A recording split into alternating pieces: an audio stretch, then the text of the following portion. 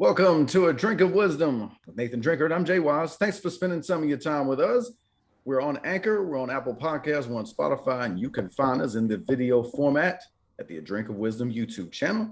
We hope you will check out us on all those locations. Drink, what's going on, man? Great to have you along. Hey man, another fruitful Friday. We back up in here, doing what we do. What's going on over there with you and yours, man? Oh, busy. Trying to catch up on so much of that great action last night, just like the game we're about to get into. And shout out to Miami for doinking a field goal for Virginia. Much appreciated. That program continues to spiral. But anyway, a whole lot of things that actually matter to get into here shortly.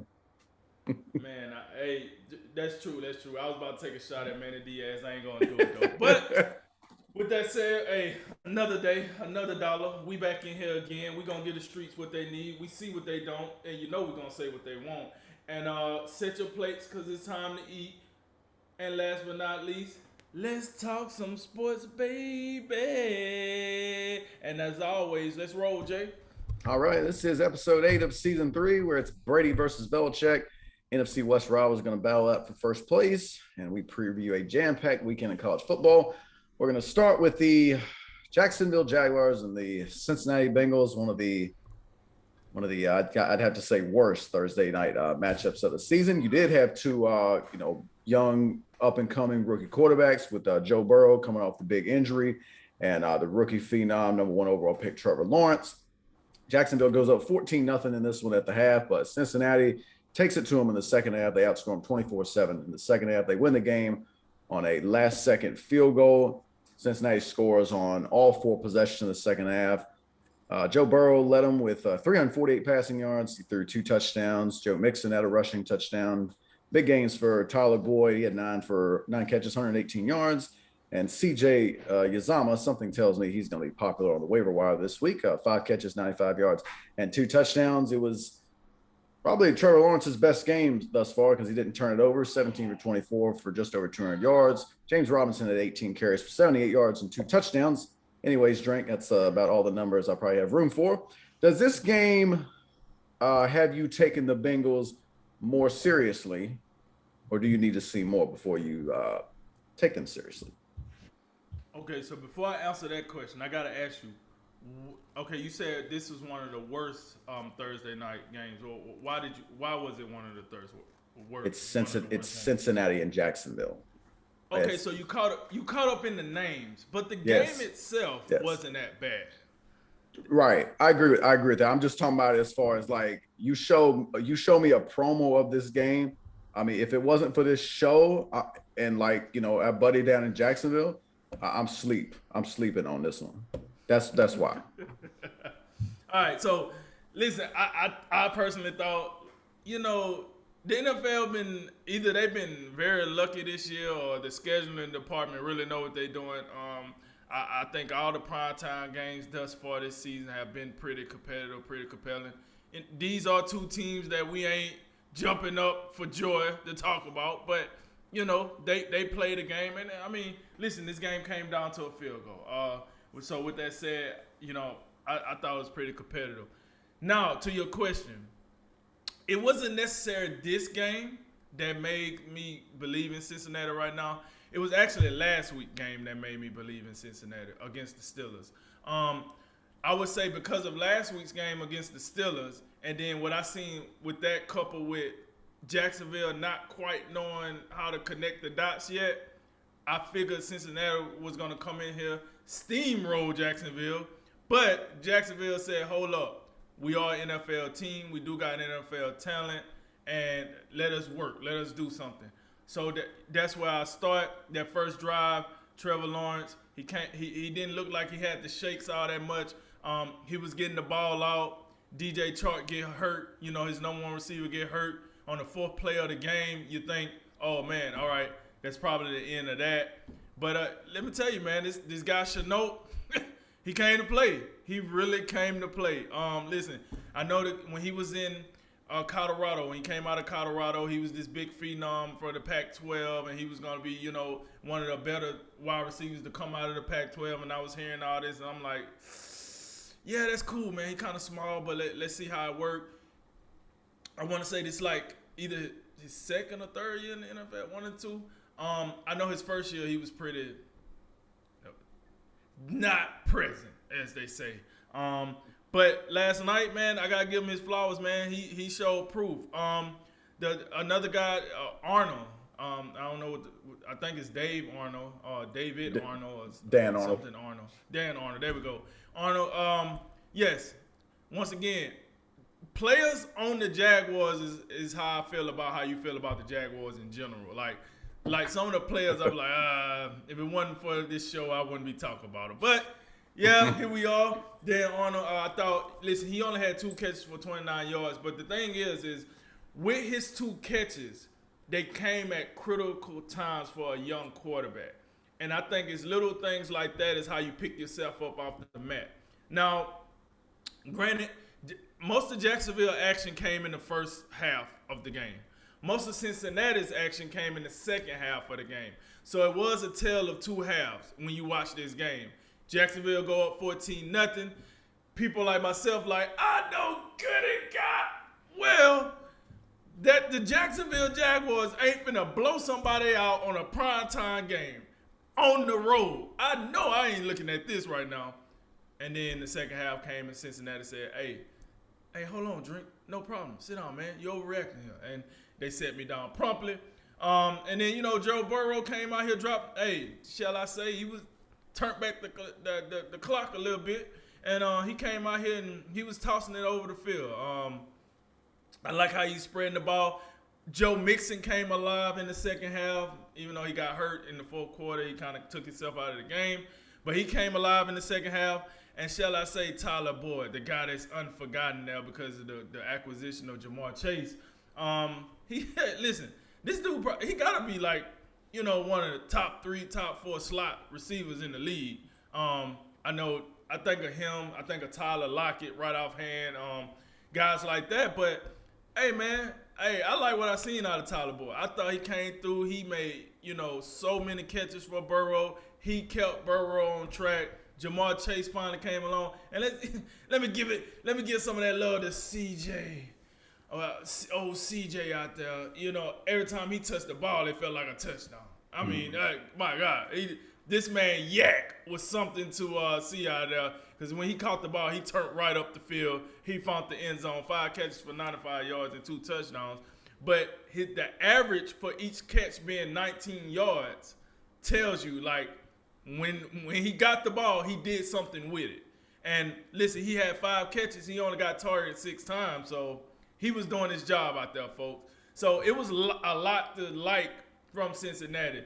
This is why I believe that Cincinnati could make some noise in their division. We was just talking about it before the show. Yeah, I might be a little premature, but I want to be premature because if the Bengals does turn out to be this team that I think they might be, I want to be able to say I seen it in week 4, I seen it in week 3, not wait till week 8 or 9 when of course they good. No.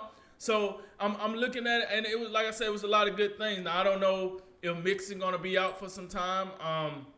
I do think he a big part of their offense, but if he's fine, I tell you, I really like what I see with Cincinnati as of now. That defensive line was pretty impressive. The secondary. Listen, I heard a couple of names out there, and I was like, Eli Apple. Yeah, I'm over as soon as I hear Eli Apple, I'm over the secondary. I'm like, I don't know, man. I don't know. So, but the defensive line, I even get a linebacker core a little credit. I thought they played pretty well in the second half. In the first half, it was just like, what are we doing? You really finna let Jacksonville go up and down?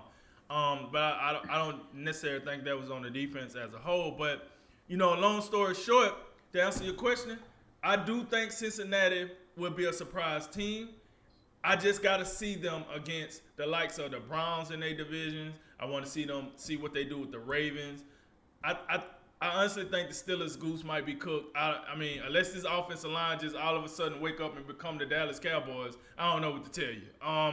So I think the Steelers probably in the hurt locker right now. So I think this division, it's up for grabs between those other 3 teams. Cincinnati got a chance. I do think they could be legitimate. Just give me one more game give me one game with the Ravens, one game with the Browns, and then After those two games, I'll be ready to let you know how I really feel about the Bengals. Yeah, I'm certainly not ready to go all in on Cincinnati. Although it's a great point. Like if you want to go out on a limb and like, roll the tape back a month later, a month down the line and say, hey, I was right. I got on the bandwagon. Ain't no more room. Get off here. Like that's a good way to be. 3-1, it's definitely an accomplishment. And I look at Cincinnati and I say, look, this is a team right now, if nothing else, like you have to respect them. Like I can't just laugh them off the program. They're leading the show today because of Thursday Night Football, but also we're talking about them first because they won the game. And they played.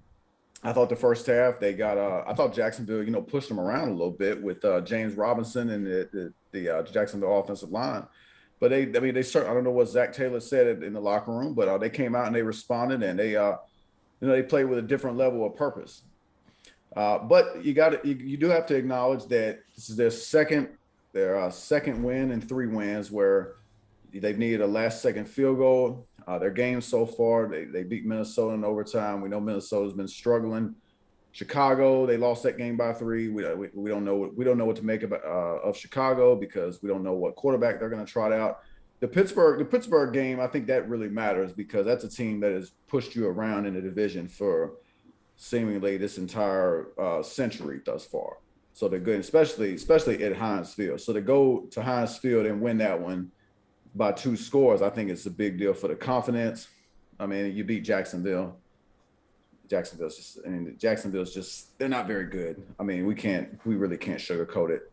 But I think there's some winnable games coming up. I think the game next week against Green Bay that'll tell us probably the most we know about this Cincinnati team. But look, after that you got a 3-game road trip, but you should be favored at the Lions at Baltimore. Baltimore will probably be favored in that one. But if you believe in the Bengals, then you probably believe that's a game that they'll have a chance in. And you should be able to go on the road and beat the Jets because the Jets are awful too. But then after that, it's going to get difficult because you're going to have Cleveland. Then you get the Raiders, the Steelers, the Chargers, the 49ers, the Broncos, the Ravens again, the Chiefs, and the Browns. So that's going to be that's going to be a tough stretch, so you better stack some more wins. Like I don't think if you're talking about this team has a chance to make a playoff spot, or definitely if you think they got a chance for the division, they're going to have to reel off some wins in the next 4 weeks. Like Detroit and the Jets, I don't think you cannot lose those games.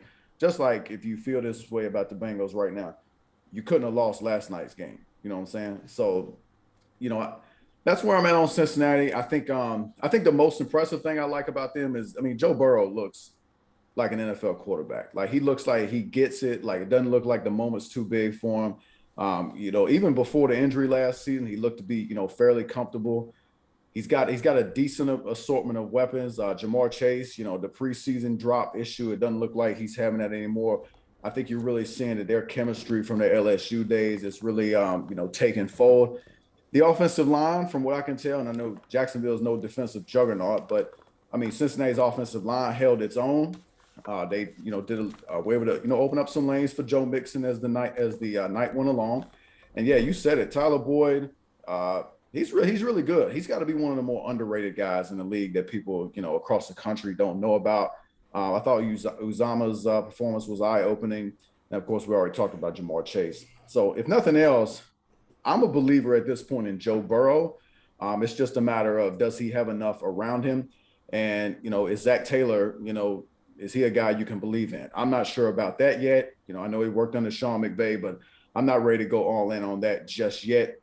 But also to their credit, they were missing a couple of key guys last night. They were missing T. Higgins, another one of their good young wide receivers, and then Jesse Bates, a really good safety out there.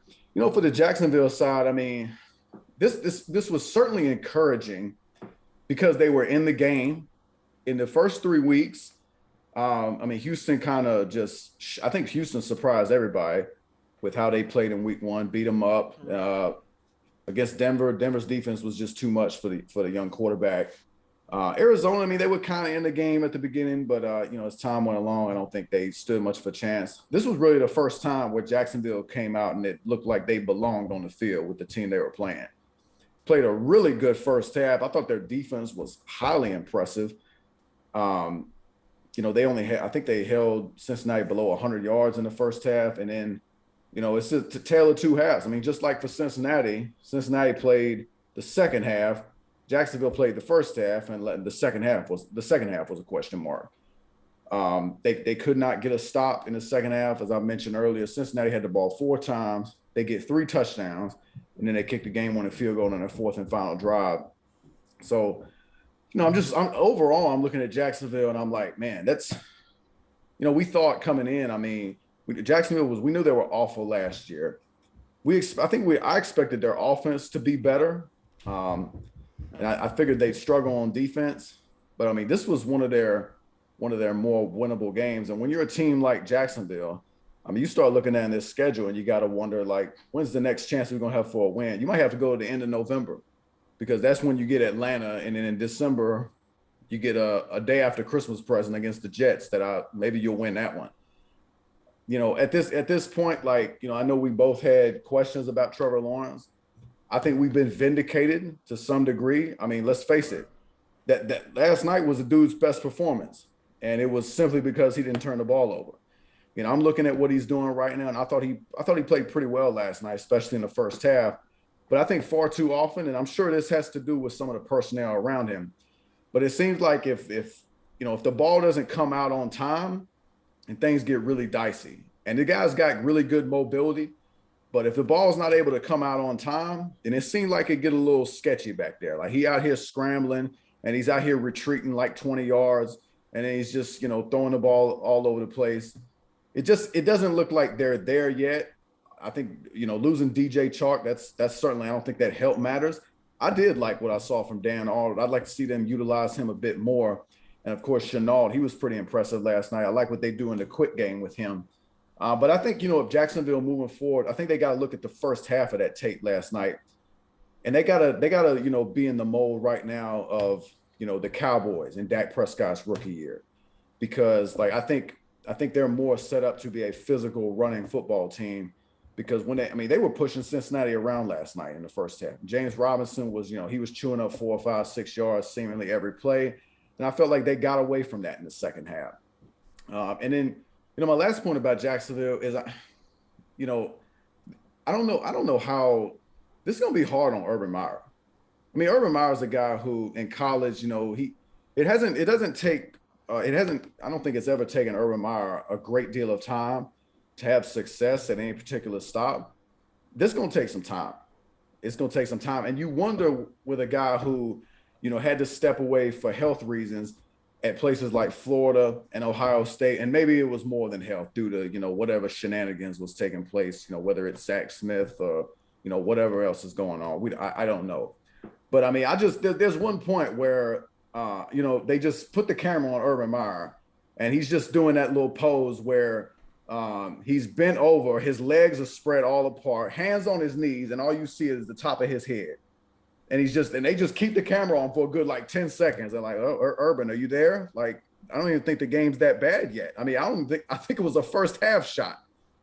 I just look at something like that, and it gives me a little bit of concern. And you even heard Joe Buck and Troy Aikman talk about it last night. They was talking about before the game, like, yeah, Trevor Lawrence comes in, he seems, awful confident in this game. And like, well, we're not seeing the same thing with Urban Meyer. Wouldn't that be a little disconcerting to you? I mean, this is one of the more, like, winnable games that you think you would have, and Urban Meyer's not confident. Why is that, man? I'm concerned about Urban Meyer at this point. I will tell you this, right? If what you're saying is true, then I'm gonna tell you what, we're gonna have to put some respect on Matt Rule, because Matt Rule came, Carolina was not looking so hot, and he came straight from college, and look at what he's doing in year 2. Now I know Urban Meyer's in year 1. But Matt Rule went over there on the sideline flopping around looking like it was the end of the world in year 1 either. He seen what he had to do. He adjusts. So I'm hoping Urban Meyer can make it through this year, and we don't see new coach of the USC Trojans. Yeah. You know what I'm saying? So I'm with you. That wasn't a good look. That wasn't a good look at all.